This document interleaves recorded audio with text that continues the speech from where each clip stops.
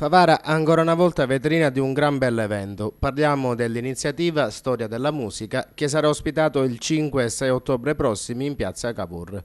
Dopo il grande successo del 2012, la Kermesse sarà ancora più spettacolare con la partecipazione di gruppi provenienti da tutta la provincia. Grazie agli sforzi degli organizzatori, Accademia Palladium e Cooperativa Il Sestante, sono state superate difficoltà e incertezze economiche. La seconda edizione si farà con l'alto spessore culturale e musicale per cui si era già fatta notare.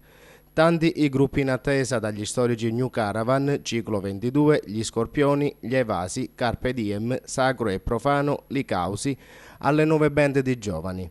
Sul grande palco si esibiranno le icone degli anni 60-70 fino ai nostri giorni.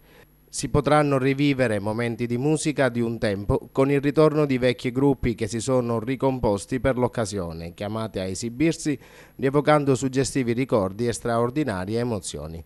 Molti degli artisti, così come fatto lo scorso anno, rientreranno per l'occasione dall'estero.